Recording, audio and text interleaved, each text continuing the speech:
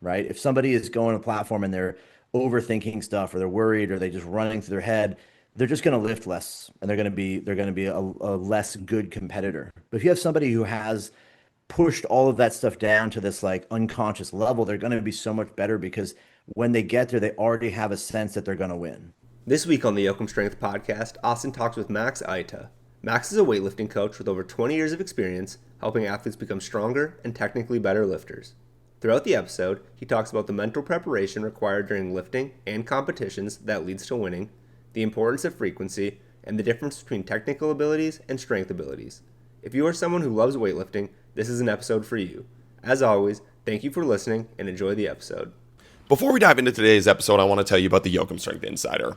The Insider is our online training platform that takes everything we talk about on this podcast, better movement, smarter training, and actually enjoying the process, and turns it into something you can live and breathe.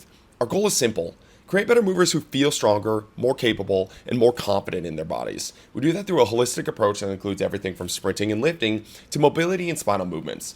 Inside the Insider, we run several distinct programs: Building Better Movers for foundational athletic development, a dedicated Olympic lifting program, the Get Yoked series for pushing strength and physique, and Washed Up Movers for lifters who want to keep training hard without beating themselves into the ground. We also offer focused options like a vertical jump program and at-home training, so you're never forced into a one-size-fits-all plan. You're not just getting a program, you're getting full access to our app with video demos, progress tracking, a community Discord, and direct communication with a Yoakum Strength coach. Plus our 30-page nutrition and lifestyle guideline covering how we eat, train, and build habits with our athletes. If you want to make training fun again, use code podcast25 at checkout for 25% off your first program. Hope to see you there. Boom. All right, well, Coach, welcome to the podcast. I'm excited to have you here. Yeah, thanks for having me. I'm excited to be here. Yeah, so I was just telling you before that recently just got the Oli bug, dude. We got addicted to Yeah. it. Had kind of been training my whole life and kind of got burnt out in the weight room, man. It was just like the bench squat, deadlift weren't really doing it for me anymore. Being a post athlete, it was just like, what am I really training for? And I was seeing a couple of my buddies like Will Rattel do a lot of Olis, and I was like, well, that looks fun. Like I've never snatched. We cleaned in high school, so clean came to me a little bit more Yeah. natural, but never snatched. And I started snatching, and I just realized how horrible I was at it. And I was like, dude, I cannot be saying I'm an athlete and then snatch like this. And it was a total like bug, dude, it was a total bug bite in the process. But yeah, so it's been super fun. I've been consuming your content. It's been popping up on the algorithm. It has been super cool to kind of dive into the Oli world and have you Yeah. be one of the leads in that. Sweet. Yeah, that's awesome. I mean, I think everybody gets like that, you find it and you like fall in love with it. And it's the kind of thing where you'll get into weightlifting and do it for the rest of your life because you just love how it's just like everything about it's cool. Even if you don't get any better, it's like it's one of those things where it's just like it's so much more. I mean, addicted is the wrong word, but it's just so much more like that for people than powerlifting or bodybuilding, where it's like you might dabble in those things, but weightlifting is something you kind of always come back to, I think. Dude, I told myself, I was like, I just want to snatch my body weight and clean like 315 again and like power clean 315 and be done with it. I got to those Nice. numbers and now I'm like, all right, now I got to snatch 315 and clean 405. And I feel like when I Yeah, get yeah. there, it's just get like, it doesn't stop. But that's one of the cool things that I really enjoy about the Olis is like, it really does give you like an app, like there's a skill, obviously there's a skill component to powerlifting and other lifting aspects too, but it was the first thing. I play a lot of slow pitch softball. I was a hammer thrower in college, but it's the first thing, especially the snatch specifically, that has given me the feel of like you need to have the raw power, the raw outputs with some sort of connection to the bar, some sort of like ability to have this skill. And it's such a cool, like, the more I dive into it, the more I'm like, I think a lot of athletes should be diving into some of this stuff. Yeah, weightlifting's funny, like the snatch and clean and jerk particularly, because like a deadlift or a squat, like there's the strength side of it's fun, but like the training is like there's no question whether you're gonna pick up a weight for 5 sets of 3 at 80% or not. And so it's like labor, right? But there's this element with the snatch, especially the snatch, where it's like it doesn't even matter if you're feeling strong or you're feeling great or whatever. Like there's this element of like, can I land this on the target? Can I like do this thing and execute and be violent and have it like stick where I want it to which I feel like probably feels a lot more like, martial arts or combat sports where it's like there's a bit more of this effect of like, you've got a ballistic thing, right? Throwing where it's like it's not just about putting in the work. There's this whole other side of like, doing the thing that is like passing that point of no return and then actually making it. That's Well, just like super fun. yeah, and dude, I'm just doing it like as training. I can't Yeah. imagine the pressure when you have 3 attempts on that. Like it has to all like it's super Yeah. fun Yeah. for me. It's like it's kind of like my I get to have fun with the always because like if I miss a weight, like I don't Yeah. It have doesn't to matter. execute Yeah. it. Yeah, it doesn't matter. I can go try it 15 more times that day and just like go meat-headed. It's Yeah. super fun. But the pressure, man, I cannot imagine the pressure of you have 3 attempts, and not only do you have 3 attempts, you have 3 attempts that day. Like it has, Yeah. you have to be on that day. And it's like the more I realize that, and the more I get into the Yola world, the more I realize like just how high level they are to like their basement has to be like most people's ceilings because if that's how they're feeling that day, Yeah. if something goes wrong in training, like they still have to perform. And like you said, connect everything on that one lift, and you only get 3 shots at it. Yeah, it's cool. It's a lot like, I mean, it's so much like it's so fast, it's so quick that it has this sort of feeling of like there's tons of tension, especially at meets where someone's walking up to the bar, can they make this lift? And like it's so much less about like are they strong enough? It's going to be this thing of like can they execute? Can they actually go and do this lift? That, yeah, it just requires that bit of finesse that makes it the stakes so high for every lift, really. Yeah, I think it makes coaching super fun. The meets in weightlifting are so much more exciting than powerlifting. Powerlifting is just like mind-numbing to watch. Like it's just not. And like I coach a ton of powerlifting. I was at Powerlifting Worlds, the other day, a couple of months ago. It's just like, watching 50 people bench press is just like there's nothing inherently exciting about it. And even the way that sport is, like it grinds on that there's no like, no real clear winner till the last deadlift. In weightlifting, it's like it's so back and forth and so like high stakes. One missed lift could cost you the whole meet, or it could be like you have this massive comeback and make some victory. I always say like when you think about these sports, I don't know if you've ever watched like Matthias Steiner's 2008 Olympics victory, right? Oh my God, you got to watch that. So he's like, it's like a come from behind, Hail Mary, clean and jerk to win the Olympics. And it looks like it's over for him. Like he's had a few more misses than everybody in the whole session, the supers. And like he needs this one lift, which is like a giant PR for him. I think people say it's like 8 or 10 kilos. Was this the one with his dad? His wife. So His his wife. wife Yes, died I like have a seen year this one. before, Yes. right? And it's like that moment, him making it and like the pressure. And I remember watching that live when it happened, and it was like you're just blown away, right? Those moments don't exist, I think, in like powerlifting as much. You don't have that like, holy shit, come from behind, do it. I'm sure they are there, but it's like that's just so easy to relate to because it feels so precarious. Is he gonna make it? Is he gonna miss? Can press out? Like what's gonna happen? So yeah, I don't know. In a Like, sport like this, like one of the terms that you use is execute. Like you have to execute on the day. yeah. What is the process of like getting your athletes ready to execute on that day? Like, is it just like getting them so physically prepared that they're like they know they can do it? Is it like we are going to make you so skillful that it's like second nature? Like, what's the process of being a coach of somebody at those super high levels to where you do have to execute and like you're training somebody to execute, not just training somebody like me to just become like a meathead that can Yeah. pick it up in the gym? I think there's two things, right? There's a couple sides to this. One is like, all the training in the world, whether it's physical, psychological, tactical, all this preparation you can do is going to get you to be on the platform with the best possible scenario to win or to make the lift, right? To execute. The other side of this is like the athlete, who the athlete is, right? Like like some people just have an innate quality that allows them to win. Like that allows them to just do shit that other people can't. And you see this in a lot of pro sports because like that's those things select for that kind of person, right? You're not gonna end up with like, wide receivers that like just can't catch the football. Like it's just not gonna happen, right? In the NFL. Like you're gonna get guys that not only can catch it, but can do insane things that catch it in the weirdest, craziest, against the helmet, just like crazy shit because they just have this other sort of level of like their ability to just, maybe it's not even conscious, do things that they're intending to do. And so you're always trying to push people to get more and more towards that side where when they show up to the platform, it's not a conscious effort, right? That they just understand that to execute, to make the lift is a matter of like an internal feeling of like the effort they put in, right? Um, you don't want someone going to the platform thinking about the technique extensively, like how do I do this and that and this? What are they supposed to look at and do and going through a checklist? You want less and less of that. You want things to be as automatic as possible, and you're always doing that in training to get them there. But it does take this sort of like difficult to define psychological trait that I think, some people just have this sort of like my coach used to say this kind of thing where it's like some people train to not lose, and some people train to win. Like, and it's like you want to be a person who's playing to win, not a person who's playing to not lose.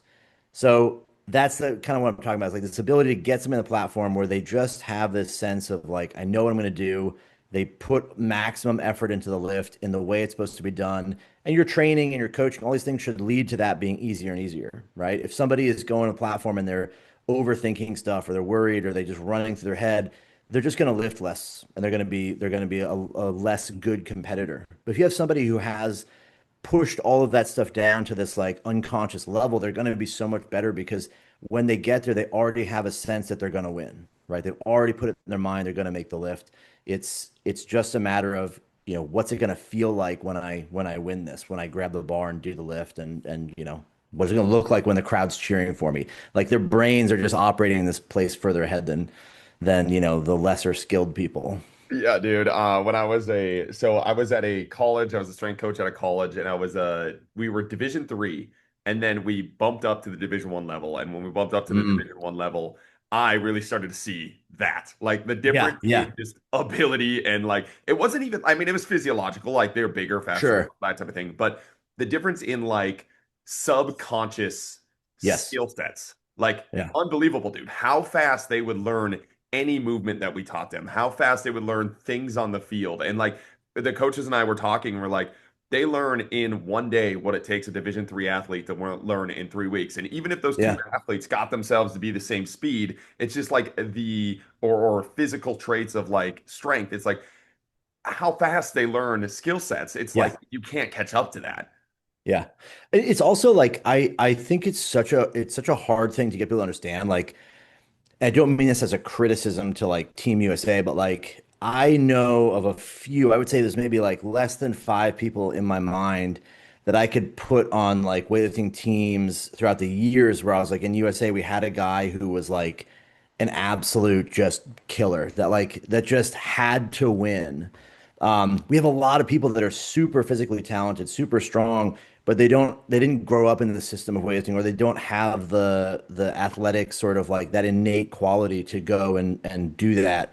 And so like you just don't see that. You look at other teams, another good story, but like someone once asked his old coach, this guy Jim Schmitz here, they said, "Man, I watch all the Chinese lifters lift, and every time they do a jerk, it's just perfect. Every jerk is just like they just stick it, and it's just every one is awesome. How do they do that? What are they doing? How are they training? Like, why is it that every Chinese team, all the guys are awesome to jerk?" And he's like, "Well, because the ones that couldn't do it perfectly aren't on the team." And it's this whole like thing of like, yeah, there's just these qualities that exist where it's like that's kind of how you get like it's just the way it shakes out, right? Like you're not going to get somebody who's like fumbling around and trying to figure it out to the highest level. So all that being said, preparing somebody for that, you're always trying to move more towards that in my mind. Well, and that was a question I had for you too. Is like, is it a thing? You were talking about how you had like basically one dog on the team. Is it because a lot of those, like, we have so many other sports, like it's like you just make way more money playing in the NFL. Like those guys that in other countries, they instead of being an NFL player, they're a weightlifter, but now they get paid millions of dollars to be NFL. Like, do you think it's just like the Totally. pool of talent other places? I think it's like everything else in all of the world is that if you have skills and talent and confidence, you're going to gravitate to things that reward you for that, right? So it's like if you're a guy or a girl who is exceptionally physically gifted, like you're going to gravitate to things like that because you can make, you can gather resources for yourself, money, whatever, fame. It's like the aspirations are just going to be dictated by what your abilities are. So I think a lot of people in weightlifting are here secondarily. They didn't start here. And there are some that have, but they're not in the same place as like, people in, football, right? Where it's like they might start from day one. That's what they're going to do their whole life.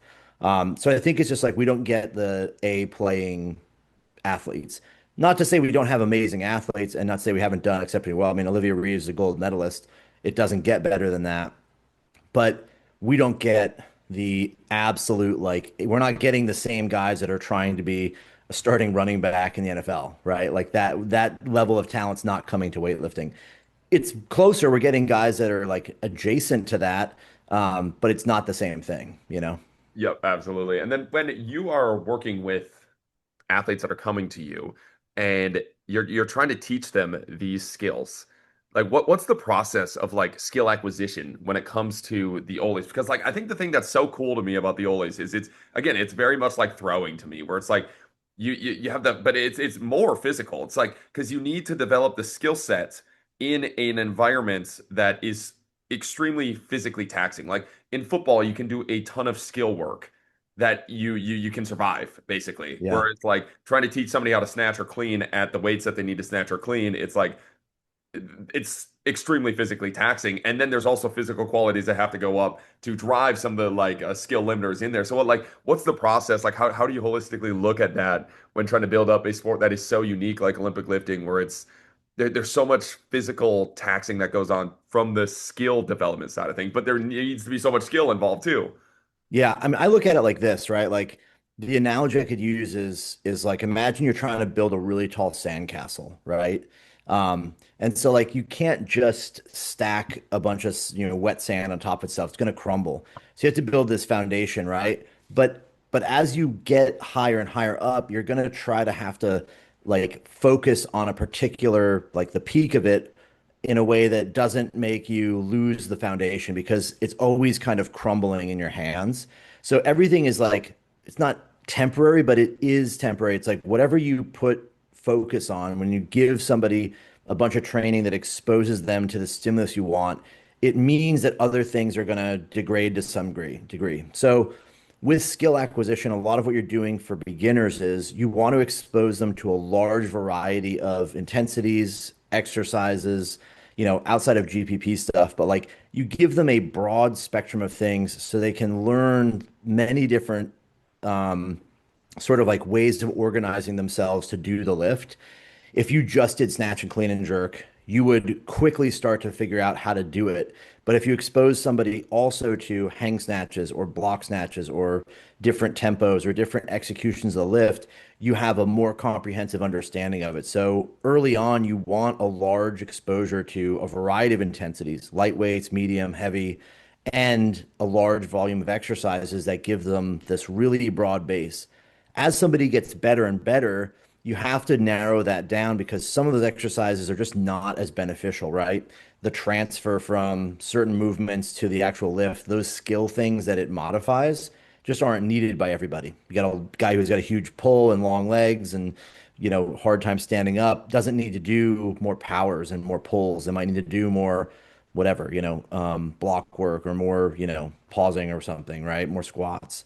So the skill component's always kind of morphing to what you need, and it's evolving as the athlete gets more and more qualified. As they get more advanced, they just need a narrower range of movements that are a narrower range of intensities as well. The second side of this is, okay, we also need to be physically strong, and the Olympic lifts are not great developers of general strength. So you're going to have a ton of squatting and pulling in there.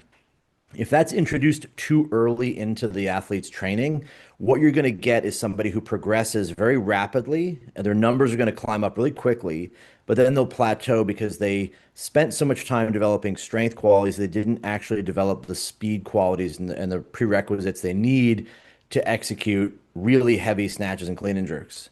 A good example of this happening is like you see in like hammer throw in the US, right? There's no hammer throw early on in high school and middle school. It's introduced in the university, and at that level, it's easy to take someone who's like a decent thrower, teach them the skills of hammer throw, and then make them very, very strong, and their numbers will climb up really quickly. But they're gonna be limited because they didn't develop the speed qualities and the technical qualities and familiarity with the skill early on enough that they could really, apply all of that strength to it. So they plateau quickly, and we're not as good in the hammer throw as we are in say shot put, where that process is reversed. There's a ton of training early on for kids in shot put, as early as middle school. So in weightlifting, we see the same thing where it's like if you start focusing too much, too heavily on the general strength qualities, the fitness qualities of strength, you're going to get quick results. And if you start driving the numbers aggressively early, you're going to get quick results fast. And that seems like, oh, hey, he's the best 13-year-old kid that we've ever seen, best 14-year-old kid we've ever seen, best 17-year-old kid. Oh, he's an amazing junior. They hit the senior ranks and that's it. And they just don't elevate to the next level. But then you'll see other kids that come in, they're like pretty good. Maybe they're not top five, top seven. They get better and better. Then they hit seniors and they grow into a weight class and they really excel. Olivia Reeves is like a great example of this. She obviously was super good from the very beginning, but you could see it wasn't just a short, quick, boom, we hit this, and she did something awesome as a junior and then kind of fell off. She continued to get better and better and better. And there's a lot of examples of these kind of things happening. So your goal as a coach is to balance the amount of is to balance like the it's the journey, right? It's like from day one to the end of their career, how are you managing training to best augment them and their skills to achieve the highest results when it's most important? Early on, it's like skill development, ton of variety, ton of exercise, a lot of exposure to many different things, narrowing that down as they get older, more strength exercise volume incorporated the program as they get closer and closer to their abilities and the skill. Once their skills in the lifts are solidified, they can do a snatch and clean and jerk with excellent skills. Then, the technique is something that becomes more of a tactile thing. Does it feel good today? Does it not feel good? Do I feel like I'm missing a little component of it I need to work at or not? You're not building any new skills once you've gotten past that point of like really ingraining it. So then it's much more just a motor quality strength issue, right?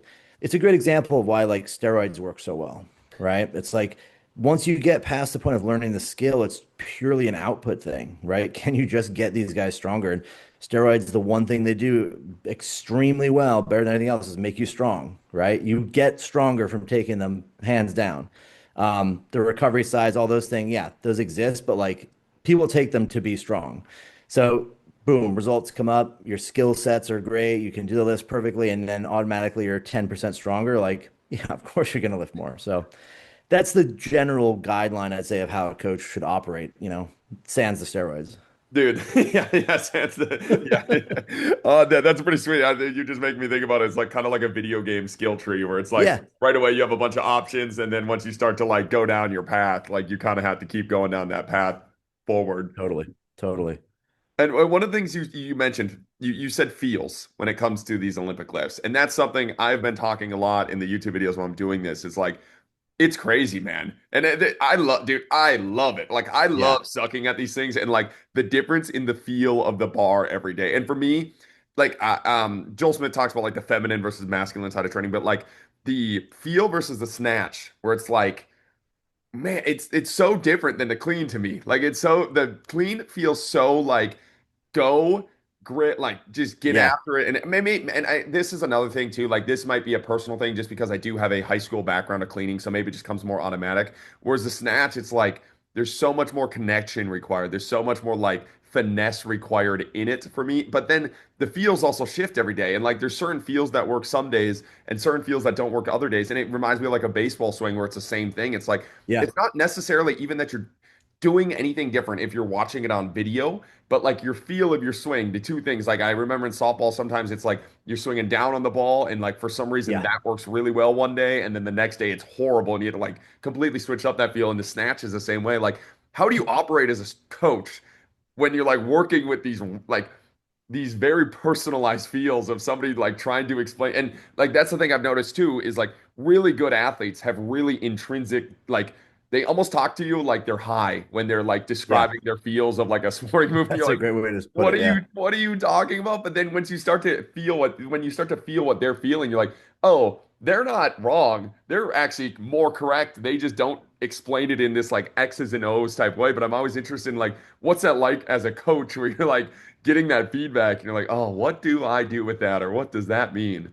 I think this is my take on that. Like, I think so a couple things. One, like it's such a tactile thing, and people often mistake the tactile, like, how does it feel today for their technical efficiency? Am I doing the technique right or wrong? Is based on what they feel like it feels good or feels bad, right? And a lot of times people's lifting from an objective viewpoint, like if you were to watch them and record like do some deep biomechanical analysis, I bet you most lifts are relatively consistent across the board from the perspective that they fall within a certain range of, tolerance for the lift, but the feel and how it feels every day could vary tremendously, right? So I think people's ability to do the lift and the technique of the lift gets pretty solidified. How they interpret the feeling, how they feel the tactile side of it changes dramatically day to day. I mean, lift to lift. You can do different exercises that impact that as well, right? If you don't use a hook grip, it's going to affect the way the lift feels. So that's one side of it. The other, as a coach, a lot of times what you're doing is, I think the best coaches have an ability that I would describe as you can watch someone lift and you are capable of almost transposing yourself into their position, their body, and relating how it would feel to you to have done that.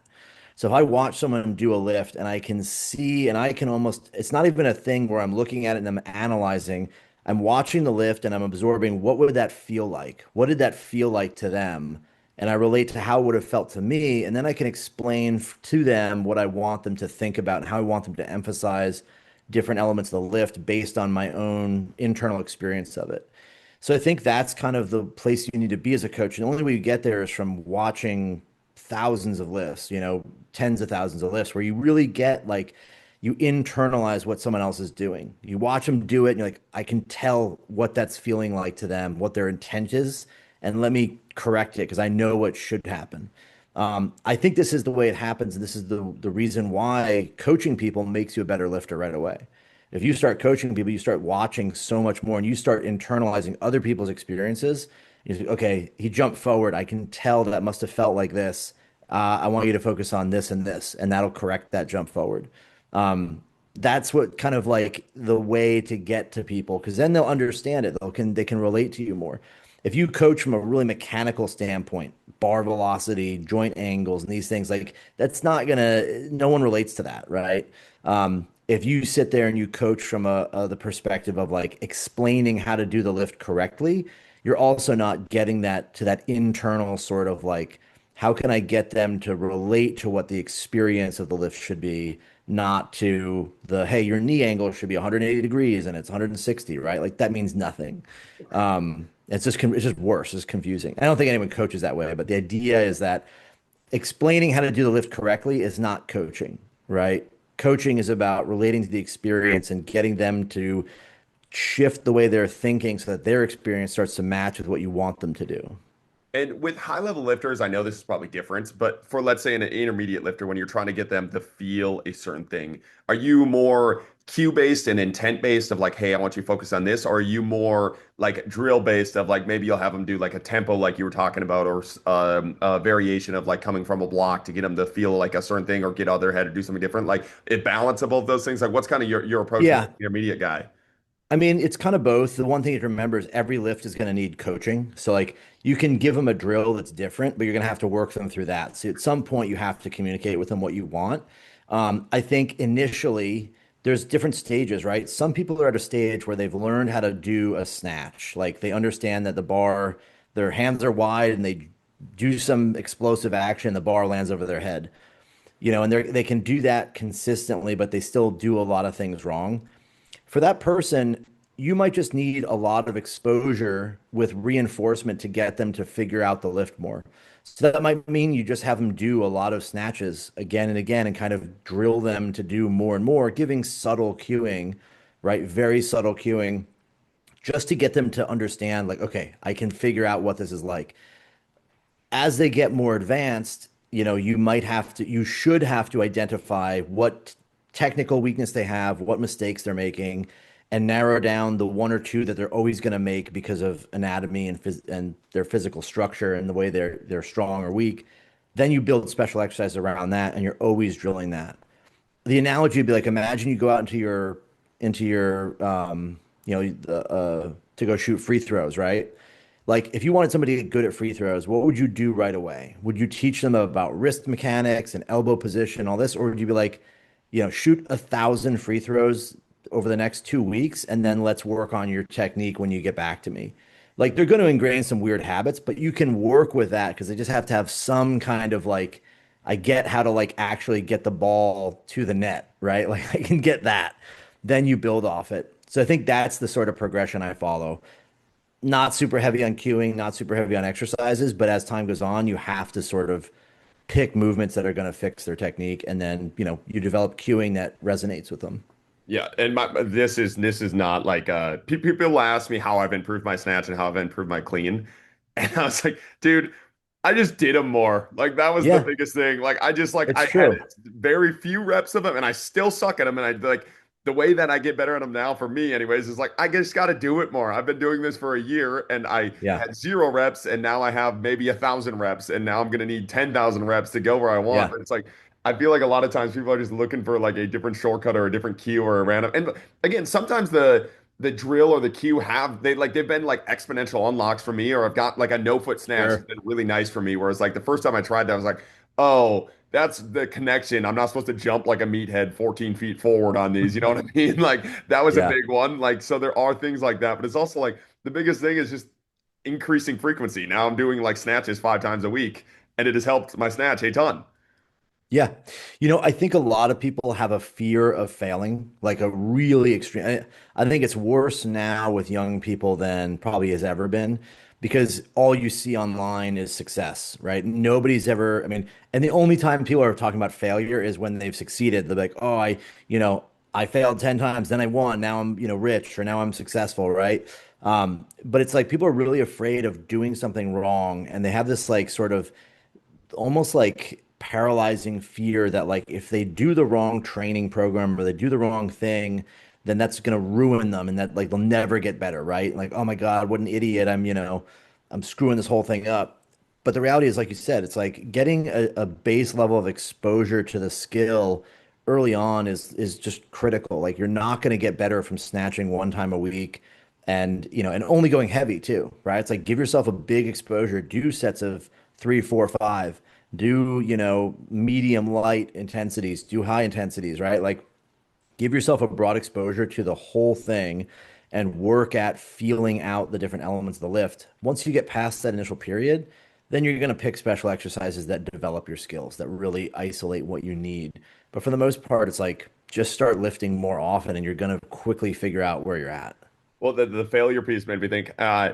It might be it's the first time I've ever done this on a podcast, but towards at the end of the podcast, can we look at one of my failed snatches and have you critique Sure. it? That would be sweet. I was gonna say Sure. we haven't done that before on the podcast. It would be funny to have you break it down and roast the fuck out of me. That would be sweet. One of the things you talked about is bar velocity. One of the things Mhm. I'm doing right now, I'm running 12 weeks of VBT for the first time on Oli lifts.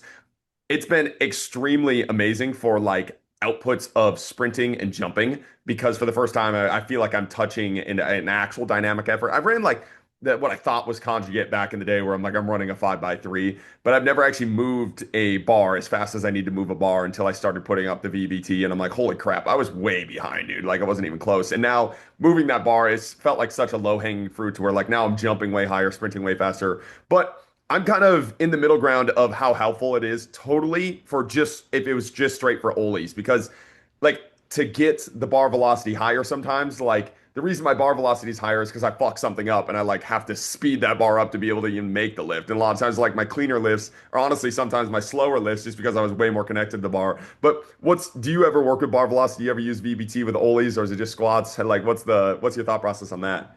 I've never used it. I think it's a very viable tool. I think there's nothing wrong with any kind of technology, any kind of tools. I think over time you're going to get more cool tools. I mean, there's people with force plates, now at the gym level where that was never a thing, 20 years ago. Velocity-based training really wasn't a big thing. The thing I always come back to that kind of isn't meant to shit on people, but it's like of all the Olympic champions that have ever existed, I don't think any of them would attribute velocity-based training to their success, right? But you look at what is the thing that winners are doing at the top, right? And it always comes back to the same stuff. It's like they have coaches, they have teams, and they have programming, right? Like those are the things that fundamentally drive progress in weightlifting. Some people might have some velocity-based training in there, some people might use it. The question becomes, understanding its limitations. The bar velocity tells us some story of the lift, right? And it improves certain things, especially in simple movements like squats, where you can integrate a better system of, getting people to apply effort. Hey, hit this intensity or hit this bar speed, and with that velocity, like adjust the weight to get to that velocity, and your training might become a little more effective, right? The same thing can be done with RPE and can be done with a coach watching you, right? All these things they're good tools, I think, in the sense that they can provide more information to make better decisions or keep people from making bad decisions. But from the standpoint of could I build something where I was comfortable that velocity-based training was going to drive more progress than not using it? I just couldn't answer that. I don't think it's, if it was, I always say this, if there was something out there that was so effective at getting people better, everybody would be using it. It couldn't not exist, right? Every Chinese athlete would be using it every day. These countries are trying to win at all costs. So if any number of these things were the way to win, they would adopt it quickly. And you just don't see that with every single, modality out there. The only Not one to is say it's not steroids. effective, but yeah, I mean, steroids are That's the one. it's such a silly point, but when you think about it, it's like after drug testing was introduced, basically countries could go one of two ways. They could clean up and stop using drugs, which largely the Western world did, right? Despite what a lot of Eastern Europeans think, the Western world cleaned up a lot. They were not doping at the high level. It got too difficult to pass tests. The other strategy was oh, well, let's just figure out how to pass tests. These are so effective. Why would we not figure out how to just pass the test? And so they just found ways, they bought the same equipment drug testers had. They developed ways to track, okay, hey, if you stop taking it this day, you're not going to fail. Whatever, any number of little tricks that are not that special. The number one trick is, finding someone else that you can pay money to that you don't have to get tested. They just went that route. And so it's because they're so effective. So I always think that's funny, right? It's like, if it's effective, it's going to get used everywhere. And it's going to be super obvious. It would be impossible to avoid because it's just that good that it drives that kind of process. It drives that kind of progress that hey, if velocity-based training was making everybody 20% better, 10% more progress per training cycle, everybody would be using it. And it just isn't, not to say it's not good, but it's just not that potent. It's like it made me think of the Soviet hammer throwers, where it's like all of the Totally. old records are, it's Oh all yeah. from a Oh certain yeah. time period and Yeah. nobody's gotten close to them. It's like, well, Yeah. what's going on there? Yeah, there's a reason why Bondarchuk had the top three guys for four Olympics straight, right? It's not some secret training method as much as we want it to be, right? There's a lot less to the story always, you know. We a big population of the podcast listeners are athletes and athletic coaches. And branching out from the Ollies, what is kind of your thought process of implementing some of these Ollies for athletes? Beneficial, worth the time to teach them? variations of them? Like what's kind of your thought process? The technical proficiency, I think that's a big thing that's argued in the athletic world. It's like not worth teaching the technical proficiency of these versus the reward. Like what's kind of your thought process when it comes to ollies and how they could help athletics or hurt athletics or your Yeah, thought process? I think it really just depends what you're looking for, right? You can develop probably better explosive qualities in some ways with plyometrics and jumping and these kind of training modalities. They're not great for developing like absolute strength and force production. But they are viable as a way of training. Like it's not like you can't do them and develop things. I would more likely probably lean towards a system where people are doing some more basic variations like power cleans, power snatches, and integrating that with more very simple strength training for a lot of like team sport athletes. It's also a question of like if somebody is so bad at doing a power clean or a power snatch, like it's not worth the time invested to coach them. But that doesn't mean that everybody is in that boat. I would say default to start teaching people those movements and see where they get to. And, if you're a good coach and a competent athlete, like you should be able to, right? Barring any kind of major like physical limitations, it's not hard to teach somebody how to do a power clean. And it's like if you can't do a power clean, then, there's probably some stuff you need to work on. It's basic. But I think it's a viable thing. I think it's common in strength and conditioning, especially at the team sport level, to really gravitate to easy babysitting kind of stuff where it's like, okay, we've got all the cool gadgets and the iPads at every, platform and all this great stuff. And then we're doing like 60% push presses or something, or like just like shit that's like just a waste of time, right?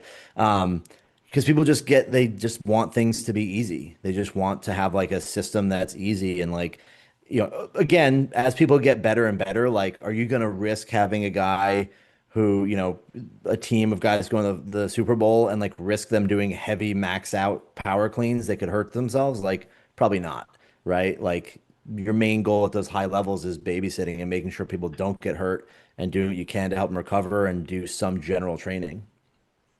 What about Ollie's for Gen Pop then? Because that's like not Gen Pop in the sense of like fitness Yeah. warrior people that want to work out. Because one of the things that I've realized is the bang for your buck, time efficiency wise, that you Oh, get at yeah. Ollie's has been I super mean, nice for me.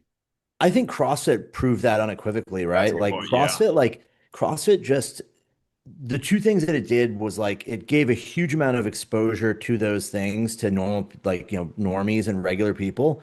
And like it showed too like fuck it, do 30 snatches in a row. Like, is that a great idea? No, but like you can do it and like yeah, it's gonna get you into crazy good shape, right?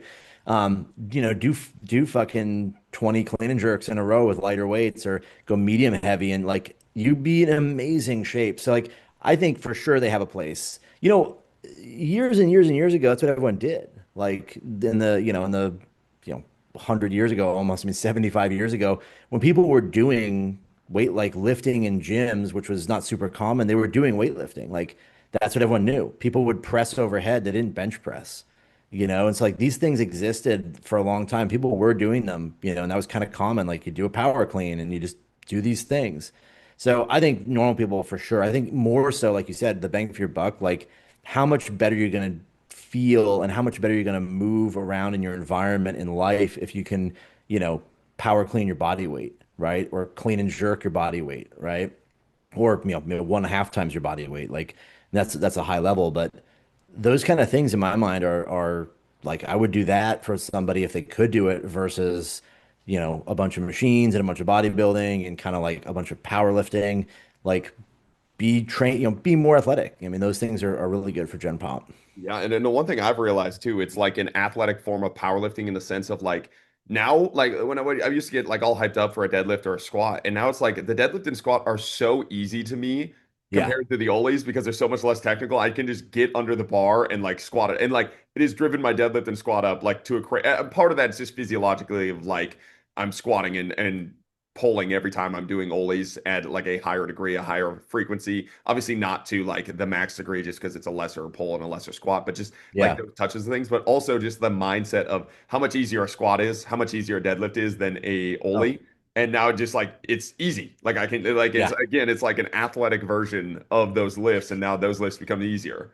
When I went from weightlifting to powerlifting, it was like, oh, this is like a vacation. It's easy. Like, there's no fear about missing a squat. I mean, I would miss squats all the time in weightlifting, right? It's like, what are you afraid? Like, you're not afraid of missing a bench press. Like, to get spotters. Like, yeah, it was so easy. The mental side of it for sure. Yeah. Last question on this like line of Yeah. thinking where now what about athletics for Olympic lifters? So like sprints, jumps, plyos, throws, any of that type of stuff for Olis. Like what's your stance on that? How do you implement that? Do you implement that? Do you think it's valuable? That type of thing. For sure. I think the caveats are one, do you have time for it? How often are your athletes training? If you're training, sort of Gen Pop people that are training, you're training people that have jobs, like they might be training 4 or 5 days a week. Do you want to have a whole day in there devoted just to like athletic training? I know some coaches do that kind of thing. I think it's definitely beneficial. I would say the big things that you definitely don't see in weightlifting and powerlifting is that everything is sagittal. So like you're not getting any kind of rotational, exercises in. You're not getting any kind of like just general movement pattern stuff that really would benefit them, moving sideways, moving, playing some games where you're pivoting and kind of running a little bit. Like those are super beneficial for everybody because if you just spend all your time doing snatches and clean and jerks and squats and deadlifts and presses, like you're gonna get stiff and you kind of move clunky. So I think it makes a huge difference. I would say it's worth integrating as, at least in certain periods, but kind of throughout the process, right? You should have some degree of like athleticism or athletic kind of days planned or sessions planned where you're trying to get people to move outside of those spaces. And I don't know if it's going to drive tons of progress directly. It probably won't, but it will indirectly improve the athlete's overall experience and their quality of movement, just like their well-being. They're going to feel better if they feel less sort of like, just burned out from the constant, up and down, same movement every day. Yeah, that's a super cool way to think about it because that's how I kind of feel as well. It's like even if the snatch or something isn't going great, if I have a jump there that I can hit that day that is like Yeah. takes me out of it and just how I feel, right? Like and not being beat up. But one of the things you mentioned is like the cost of the ollies. And the thing I've realized as I've got better at the ollies is like when I was trying to snatch 225 and I was trying to snatch clean 315, the cost of the ollies were so low to me compared to everything Yeah. else that I could just do them and then do everything else in my program. And as I've driven these numbers up, it's like I've had to cut so much I mean, it's kind of other crap out of my program that I was doing because the cost of the Olis is so high and the recovery cost of him is so high. How do you balance that with your athletes where it's even like the next level where they're cleaning 400 pounds on the regular, and like that's the cost of the system has to be insane there. I mean, a lot of it is what you do along the way, right? If you have somebody from the beginning, your goal is to develop an enormous work capacity, right? It's not just like you start day one, train 3 days a week, and just keep going that way. Like you need to develop the capability to tolerate training loads, right? That are really high. Because if you want to get to a high level, you have to be able to train a lot. So that's like the first step is their conditioning from the beginning of their training process and their long-term development should be geared at developing an enormous work capacity, the ability to tolerate that. Then the second is all about like adhering to the principles of fatigue management, right? SRA, like are you structuring the program in a way that you consolidate stressors accordingly based on the phase of training they're in or the type of week they're training with? Are we doing our heavy snatches and heavy clean and jerks separated in the week early on in the cycle because they're just not that heavy, but we have a ton of volume to get through? Or, as you get closer to competition, are you consolidating stressors where you have really heavy days with everything on them and then days with complete rest? So there's a structural element to the process of developing the program that gives you the right outcome. Are you managing the process of training in a way that, undulates between hard and easy days and high fatigue days and low fatigue days? That's the first step. And the second is, did you build the foundation of ability to train with those kind of loads? If you're coming from something totally different, you still have that same process, the same problem to tackle. You have to start with, extensive training that's going to develop work capacity and build their ability to tolerate high training loads. And then, again, being smart about the way you program. It's easy to build programs around like an individual workout and be like, oh, Friday is our max out day. We're building everything around that. And yeah, then you're going to start to cut Wednesday down. Then you're going to start to cut Monday down to make Friday better. And then event Saturday is going to be lighter because you just went heavy Friday. And it's like that's a way to get trapped in this idea that like one single session is going to be that valuable. The entirety of your training process, like the whole should be greater than the sum of the parts, right? And if you do right training programs correctly, you should get that result at the competition where the outcome is greater than what you would have gotten if you just, added up all the workouts individually. And when you're working with high level Olympic lifters, like what is your thought process about like the light snatch days and the light clean days? And maybe this is just coming from somebody that's not as technically proficient as those guys, but like when I look at Ollie's to me and like the feel of them, like the 60 to like even like let's say 85% percentage range is a much different lift than like 90% of the same lift. You know what I mean? Like they're very different to me. It turns into like I have a really good feel from that 60 to 85% to the bar, the connection to the bar. It feels like I'm getting a lot of good power output. And like I use those days for me of like improving my jumps, improving my athletic qualities, because I have other things that I want to improve upon, not just the ollies. But I don't really feel like I'm working the same technique as when it gets above that 90% and it turns into like, to me at least, maybe this is again, maybe this is an individual thing, but it's like turns into a much different lift for me where it's heavy as fuck. And then it's like actually getting that weight above my head and like holding on to it. Like what's your thought process on those light days versus those heavy days? So I would look at it like this, right? You have the spectrum of intensities from call it like 50% to 100. Um, Really, what you want to do is look at those as different ranges of intensity and what are you going to get out of them, right? Um, from say like 75 to 85% is like an exceptionally good range for being able to accumulate a large volume of work through sets of, 1 to 4. And at the same time, have a sort of like nice convergence of intensity at those levels too. So you can develop really good skills and ingrain those skills and actually improve those skills with those like 80 to 85% ranges, right? Even as high as 90, where you're actually able to like, hey, I can do a lot of volume here and have enough intensity to where I can be focused on doing the lift right, but not so heavy that I have to focus only on making the lift. Yeah. Then as you move down that intensity spectrum, volumes can go one of two ways. You can increase volume by a lot and move into work capacity and that kind of area where maybe you're doing sets of 4 or 5 in a snatch or complexes where you have 2 or 3 elements that are different that are designed to just give you the ability to do more work without being monotonous. Or you have complexes that are more technically focused. If you move away from the high rep sets, low volume, low intensity to like low rep sets, low intensity, lower volume, you move into more technical practice and primer type stuff.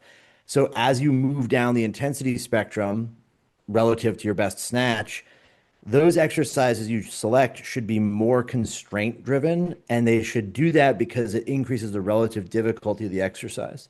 So if you use 60 to 80% loads a lot, those, are 50% on 50 to 70 should be like muscle snatch kind of ranges. You're using muscle snatches there because their relative difficulty is extremely high. So a 60% muscle snatch is challenging, right? So you're developing the qualities you want.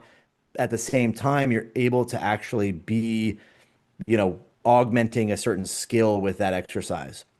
They could be used as primers where you do like muscle snatches, then snatches, or you could build, from say 70 to 80% into like more primer space where you're going to do a power snatch before you do a snatch because the relative difficulty is high. It's harder to do a power snatch, and 70 to 80% of your snatch is closer to your max power snatch. The loads are still absolutely lighter, but the relative difficulty being high allows those sessions to be effective, especially as you get into peaking phases where you're going to have huge days for snatch and clean and jerk and other days that should be close to almost rest, right? You can do like a no hook, no feet single to maximum, and it's probably going to be like 80 to 85% of your best snatch. And for a single, that's not that hard. It's not that heavy. It doesn't fatigue you that much. But you want those lighter intensities to be maximized we don't just do, 50 to 80% snatches all as snatches. You want to integrate the harder relative exercises, muscle snatch, power snatch, no hook, no feet, constraint driven stuff, complexes. So add more volume to those ranges and build into complexes. Add more volume than that even and build bigger complexes that aren't technically driven, that are just like a work capacity thing.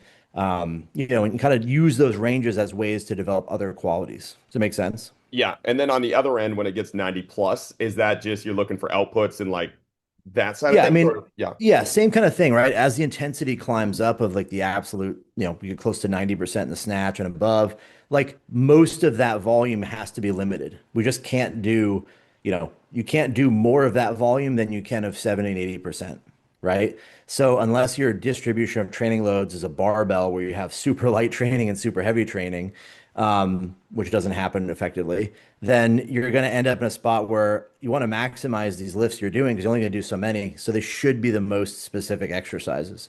That doesn't mean they aren't a variation, but most of the time it's going to be classic exercises. Maybe in some cases you would do, variations of that where you want to test those or drive results, right? Hang snatches, block snatches, deficits, things like that where it's so closely related, it's not going to have some, mega impact on your ability to develop skills. But use those lifts more for the classic exercises simply because we're just going to do less of them. So we need that exposure to be more specific for us. Boom. Oh yeah. All right. You ready to Yeah. roast me? Sure. Let me see it. Last thing of the podcast. Let's pull this up. I've never done this before. Let's see if we can get this to work. Content only. Let's see. Side by side, maybe. Let's see if this works. Share. Just share a screen, probably, right? Yeah, below. Open. So, see if we can get this to work. Oh.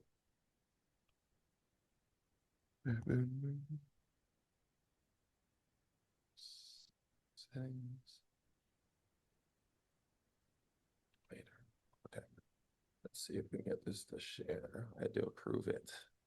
Okay. Side by side. I want this one share. And then. All right. Do you have me? Yeah. See you. Hell yeah. All right. Let's do it. Let's do this one. This is the most recent one.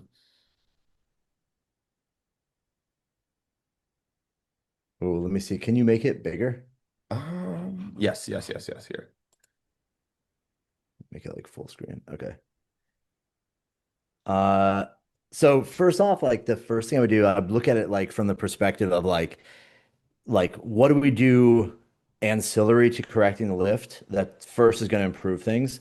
So like what would I give you outside of snatching? And the second thing is once you start incorporating that, how is it going to impact this lift and what can we do to improve it? The first right off the bat is I would have you spend a lot more time doing some overhead exercises. Like like every warm up you do every day, you should include some muscle snatch as your first primer, right? You should muscle snatch your most of your light weights up to about, 70, 60, 70%, depending how strong your muscle snatch is.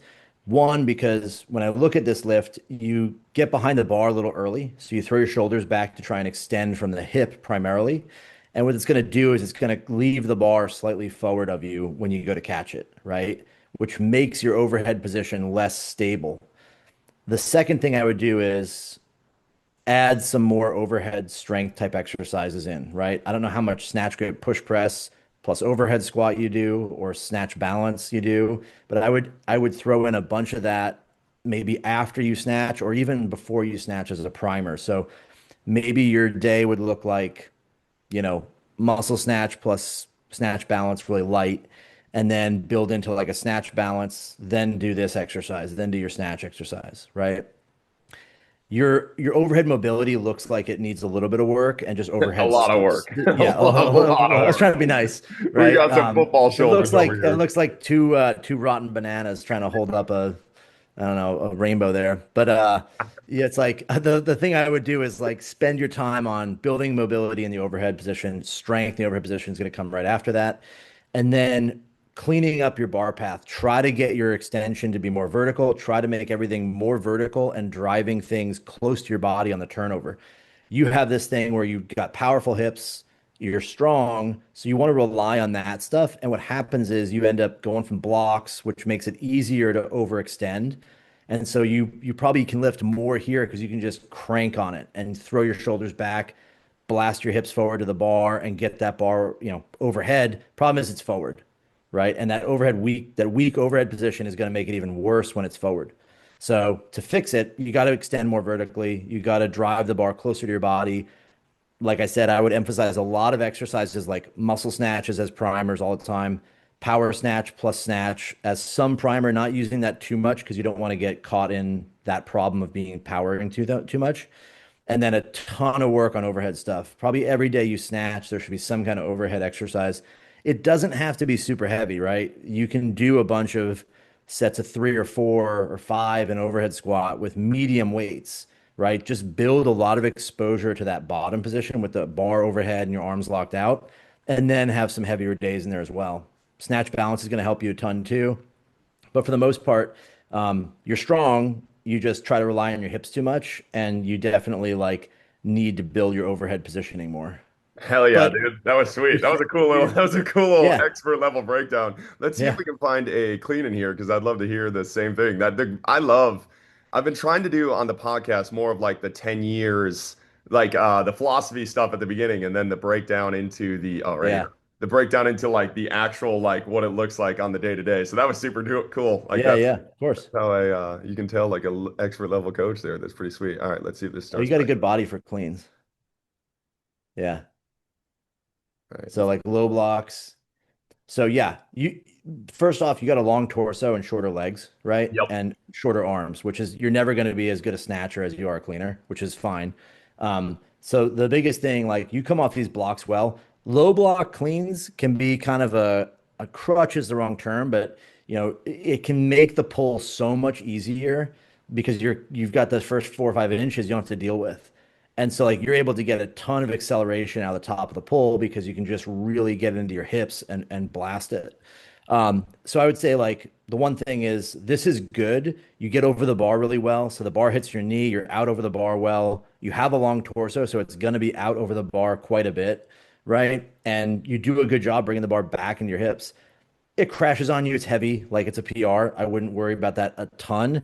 But I would say in cleaning this up, clean your technique up, do a lot more volume in the cleans at medium intensity. So 70 to 85% like triples, even fours from blocks. Like you need to get good at moving a medium range weights really, really well that it's super, super consistent because the clean is hard for you to recover from.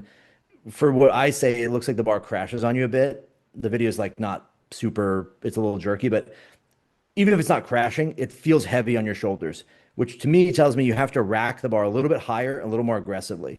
If you do that, you have extra milliseconds of time to get tense in the hips and legs and catch a great rebound. You probably have a strong squat because of the way you're built. So you should be taking advantage of that. You don't want to have a clean that feels heavy on your shoulders when you land, and then you have to grind out the recovery, and then you're going to a jerk, which probably feels like shit anyways, It sure and does. you're tired from the clean, right? So the thing you want to do is get super good at that medium low, medium high intensity range where it's like, hey, you can just murder really high quality triples at 80, 85%, and like they feel like just technically sharp. Then you start to titrate in building into singles and stuff, and your technique will carry you way further in the clean if you do that. If you rely on strength where you just like this, like you have another 15 pounds in you, 25 pounds in you, if you can clean up that quality of the lift at the top, right? And this is like a heavy lift, but from blocks, like your PR might actually move as well as any other weight because you have so much more, so much less need to sort of break the bar from the ground. It's already that high. So, like I said, I would train like a lot more volume, a lot more reps in the clean, slightly lighter, like probably for you, like 315, 300 to 340 range, or, even like 275 to 340 range, like multiple higher rep sets, and really get good at that timing of racking the bar high and getting a great rebound, right? You should feel almost effortless to do the clean because the way you're built. Hell yeah, dude. That was the best, the most like accurate description of watching somebody for one time and like picking up Yeah. everything that I've ever seen. That was pretty cool. Yeah. Yeah. Yeah, Hell dude. yeah, dude. Well, I You're good. You're appreciate you taking strong the time too. Of out. I appreciate you taking the time out of your day to come and do this podcast with me. course. Thank you Yeah. guys Thanks for for listening. having me. Keep chopping wood, baby. Let's go. Thank you for listening. Join us next week as we dive down another rabbit hole. If you enjoyed the show, don't forget to like, subscribe, and leave a 5-star rating. Follow us on Instagram at Austin Yoakum to stay updated on future podcast guests. Keep chopping wood.